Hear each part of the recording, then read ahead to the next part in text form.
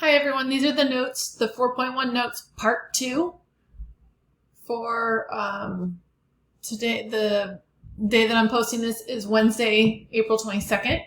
So the notes you need to fill out and upload them to School Loop, and those are due Friday. That's the date that I put in School Loop. Okay, so we're just continuing from part 1 where we learned about radians. And so this part 2 does go back to the one measure that we have already been used to, which are degrees.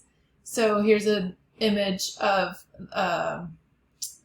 the circle within a coordinate plane. Instead of having the radians on the outside, it does show the markings for each increment of the degrees. So it says a second way to measure angles is in terms of degrees. You can fill that out.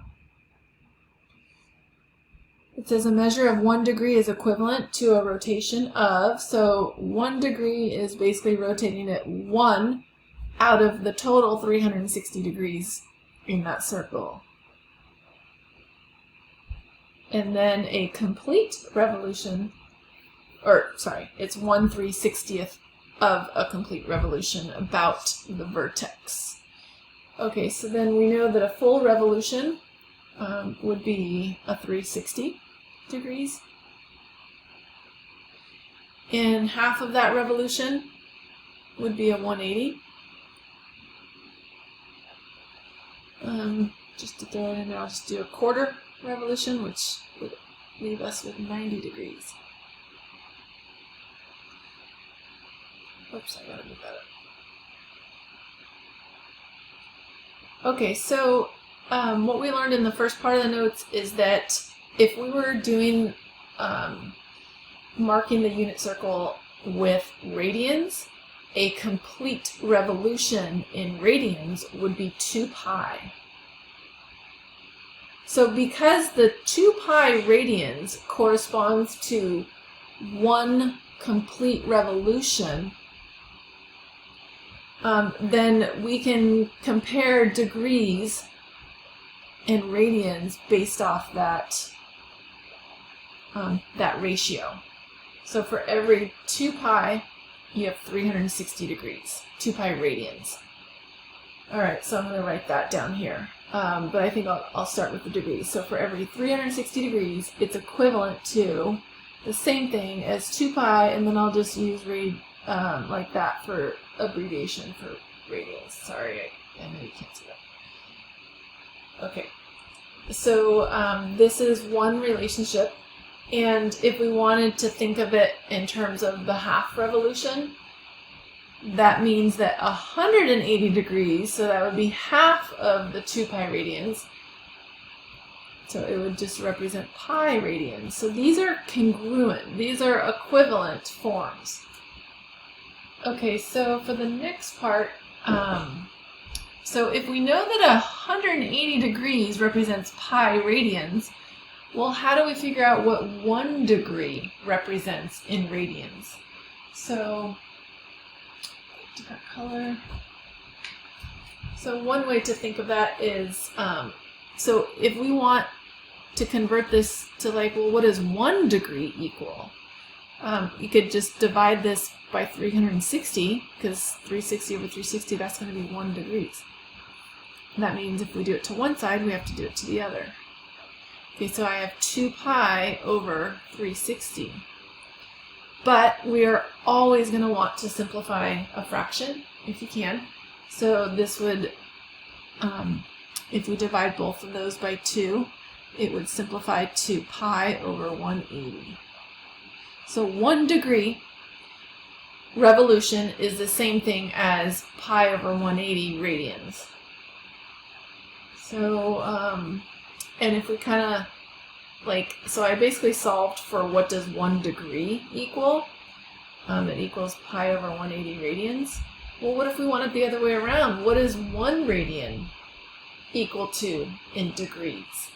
So same thing, if we want 1 radian on this side, we'd have to divide by pi.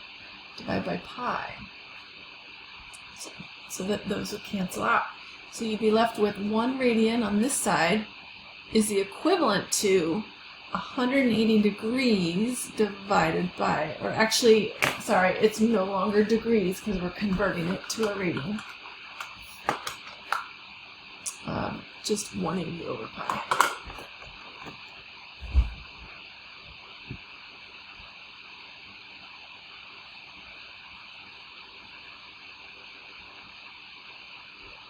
Okay, so down below we're just going to fill out, this is kind of like the formula that we're going to need for the practice problems on the next one, or next page.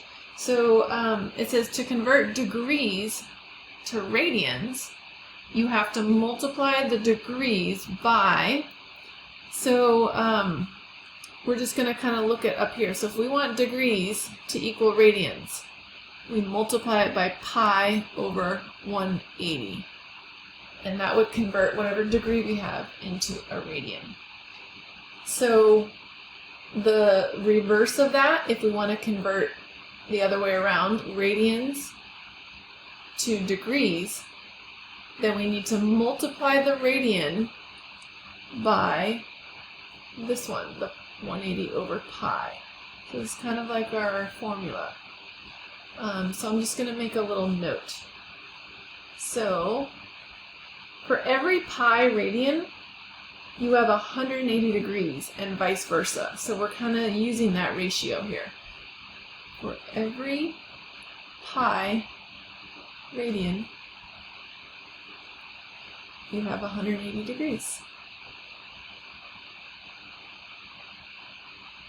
And vice versa. So for every, oops.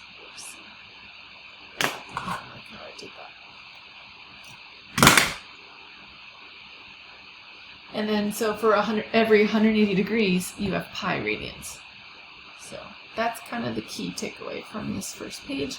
And then the second page, if you can't print this out, I need you to just copy it down. You were supposed to copy it in the notes from yesterday, but I found a really cool handout. And it looks like this. Because what I like about it, well, first of all, the circles are perfect, but they did the little dotted lines here so that you could see, in this case, like pi over 6 radians. They're telling you below it's the same thing as 30 degrees. So you can see that because they took the entire 180, and then if we like cut that in half, so like here's the 90, and then we know that like, so if we had to divide that in 6, 6 equal parts, so then I divided this side in 3, and I divided this side into 3. So altogether, if we just have one of those 6, then that is where it would end up, which is the equivalent to 30 degrees. Okay, pi over 4 is just going to be 1/4 of getting to like the halfway mark here, which is pi radians, which is also 180 degrees. But if we're only going 1/4 of the way, that means it's only like half of a 90-degree angle, so that's 45 degrees. I think what I'll do, I think I'll just like have you write this down in your notes if you didn't get to print it. But just make sure that you have the proper degree along with the radians that it's equivalent to. So these are going to be pretty like common radians that we eventually should have memorized. We should know the difference between like, oh, pi over 3, oh, that's the same thing as 60 degrees, and vice versa. Okay, so for the next page, page 3, so hopefully you finish this all the way to that one. So I want you to get all 6 of these on your notes. Pause it if you need to. Open up page 3. So there's 4 pages total. We might need to come back to that later and reference it. Okay, so like I said, on page 1, we were trying to figure out like a formula for how to convert. So we're, on the first example, going to do degrees, and we're going to convert it to radians. So they're going to represent the same angle measure on the unit circle. Okay. So 135 degrees, and remember we're trying to convert it from the degrees to the radians. So looking back on that first page of notes, I have it right here. It says to convert degrees to radians. So we're going to multiply it by pi over 180. So we're going to get rid of that 180 degrees in there. So I'm just going to do it right away and multiply this by pi over 180. And when I do that, I think it would just be easier if I just multiply across. So I get 135 pi over 180. You don't need a calculator because you could just try to reduce this like step by step. So we could do divided by, because we're going to reduce it. I know 5 would go into them. And so I'm just going to do that over here. So 135 divided by 5 is 27. So I get 27 pi. And then 180 divided by 5.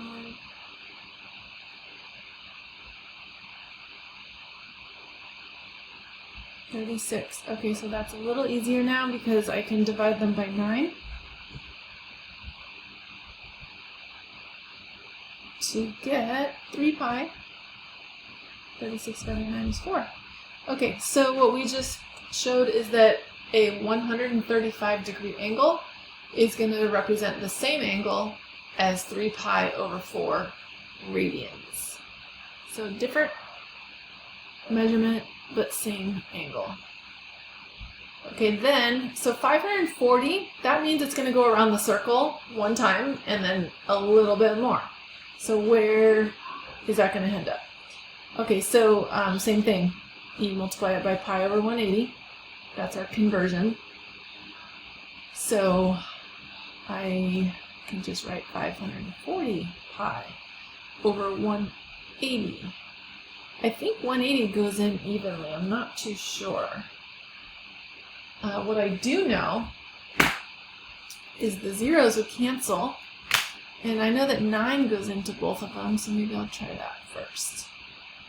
So that would be 6 pi, 18 divided by 9 is 2. So 6 pi over 2, okay, yeah, that goes down further to just 3 pi.